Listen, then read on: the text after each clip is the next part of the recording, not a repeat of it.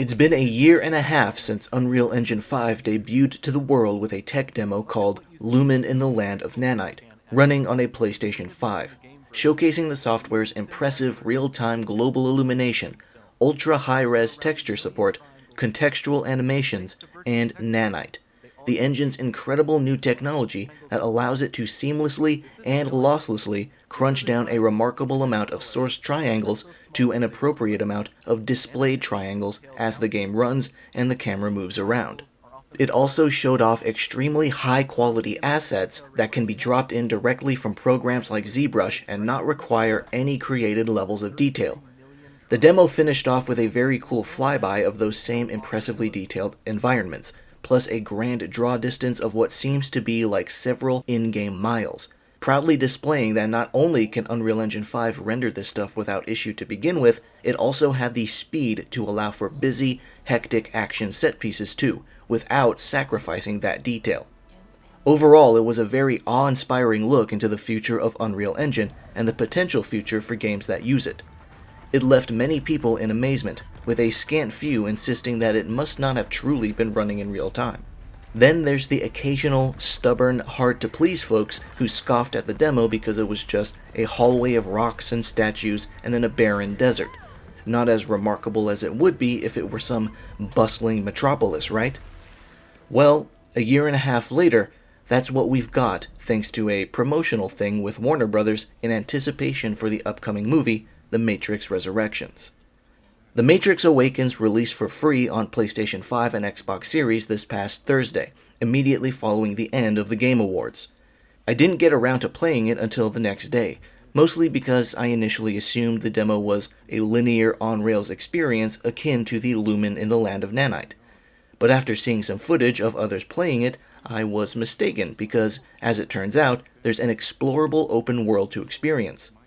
The game comes in at about 30 gigabytes in size, which is both large for what seems to be a mere tech demo, and I'm using that in air quotes, but also deceptively small considering the power and detail that's packed into that space, including a metropolitan island that's about 16 square kilometers or so in size. Furthermore, according to Epic's own statistics given in press releases, there's over 45,000 parked cars, with over 38,000 of them being drivable and destructible, 7,000 buildings, and 35,000 pedestrians. All that and more combined to make up around 10 million assets that were put together to make the city. But before we get ahead of ourselves, let's get into the demo starting from the beginning. When you first load The Matrix Awakens, you're given a lengthy introduction cutscene featuring facial-scanned Keanu Reeves and Carrie-Anne Moss, who were then placed into Unreal's new and intriguing MetaHuman system. The cutscene starts with a recreation of the scene in the first Matrix movie where Keanu, as Thomas Anderson, is asleep in front of his computer. It's fairly easy to tell it's not live action, but the truly incredible fact here is that it's in real time. It's not a pre-rendered moment. All those assets are in the demo and running to make this cutscene. As the intro goes on, we get to see real Keanu and Unreal Keanu, as well as Unreal Carrie-Anne. And again, everything is in real time, with the exception of their actual selves, of course, and apparently the short scene where Carrie-Anne is walking next to a bunch of MetaHuman NPCs. According to Digital Foundry, that is actually pre-rendered, and I can't understand why. But after that intro, we're finally thrown into the action. Keanu and Carrie-Anne become Neo and Trinity and engage in a car chase through Mega City, again in real time. Soon, the player takes control of another character named Io, and the playable section starts in the middle of the sequence. It's a really simple, straightforward action demo that seems to be intent on showcasing the physics of the engine. It doesn't seem like a huge deal while you're playing it, but every time a car explodes and tiny parts and sparks fly out and the vehicle gets busted up and deformed, it's being dictated purely by the engine's physics. It is not hand animated. Damage does not happen the same way every time, and if you were to play and record this section multiple times and compare, you'll notice it. Once the chase is done, you get a brief interactive showcase of various features of the engine, including nanite visualizations, instantaneous day-night cycles, and super resolution, before finally entering the freely explorable world, where you take Io, who is also a created metahuman by the way, and walk, drive, or fly around Megacity. You have several settings in the options menu to play around with, including the sun's position in the sky, density of traffic, crowds, and parked cars, the Matrix filter, and different nanite visualizations. In order to fly, you simply hit triangle, if you're on PS5, and basically zoom around at different speeds. You can reach high altitudes and look at the cityscape or speed your way through the streets.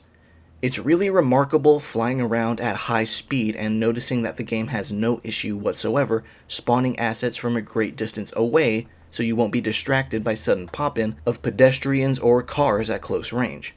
However, when you're high above the buildings, you may spy some spots of texture clippings on roofs and stuff. According to Digital Foundry, in terms of performance, the demo apparently runs at around 1620p during the free roam portion. The temporal super resolution does a great job at being reliable anti-aliasing and eliminating aggressive jagged edges. It's definitely not as sophisticated as DLSS is right now, but it still works very well, and it has the added benefit of working for all platforms that support Unreal Engine 5, whereas DLSS has a pretty small pool of support at the moment. It relieves some of the strain on the hardware by rendering fewer pixels, but injects a level of image reconstruction to increase the perceived display pixels. So even if the game runs natively at less than 4K, the temporal super resolution will do a competent job of bringing it up to 4K. The textures and edges look great when you're wandering around. But the lower the dynamic resolution is in a certain scene, the worse it will look because the TSR will have to inject more pixels that aren't actually there. Meaning, during super busy action scenes like the chase at the start, you'll find some very imperfect spots here and there, but during the calmer moments like casually roaming around the city, it will look much nicer. Framerate is a bit more complicated to talk about because it's kinda all over the place. For example, the cutscenes in the beginning featuring Keanu and Carrie-Anne actually run at 24 frames per second, an actual, unironic cinematic experience, and definitely a creative choice. Otherwise, the game does target 30 frames per second, but it's not very solid. There are some significant slowdowns during the chase sequence and again during free roam when you're speeding down the street either in a car or while flying. However, in my admittedly brief amount of experimentation, it does seem possible to alleviate the frame rate drops by lowering the amount of generated traffic, pedestrians, and parked cars. From what I can tell, bringing them down to about 50% more or less does the trick. The lighting is also quite impressive. The global illumination is extremely apparent and strong, due in no small part to being hardware accelerated as opposed to software accelerated, especially in the environment. It's so incredibly easy to find a good shot of the streets, cars, and general cityscape and fool yourself into thinking that it's a photo of a real place. It's so convincing, and lighting is a huge part of that. The way the light of the sun hits the buildings is just uncanny.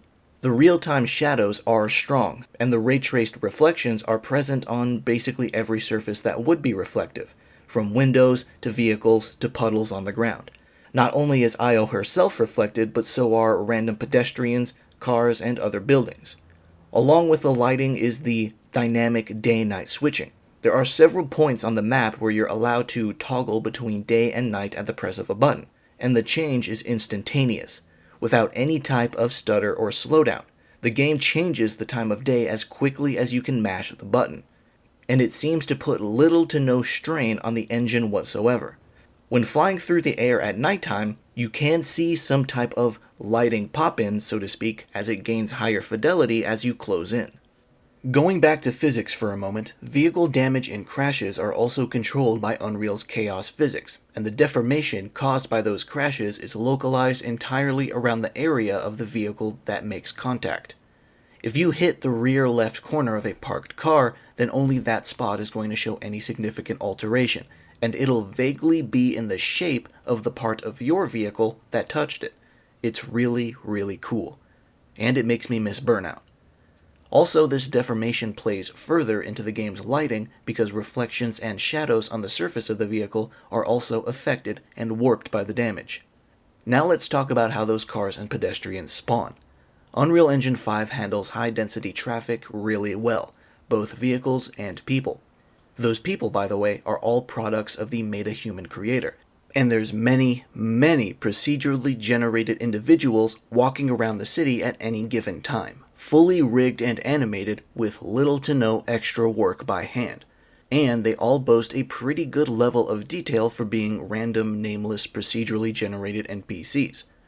Of all the open world games I've played in the last couple years, I would say the most visually impressive NPCs so far would probably be those in the newest Yakuza games, which run on the proprietary Dragon engine.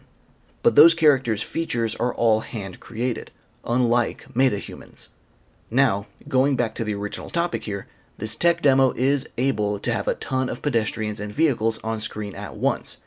And one of the most common shortcomings of open-world games in a modern setting is when you're speeding down the road in a vehicle and watch in real time as assets start to pop in practically right in front of your face. I tried to see if that would happen here in Mega City as well, but it doesn't. This demo has an impressive draw distance and a very generous spawn distance for vehicles and NPCs on top of that. I zoomed down the street at up to 150 miles per hour, and I could barely see any of that super aggressive nearby spawning. The only thing negatively affected was the frame rate, unless I lowered the density manually.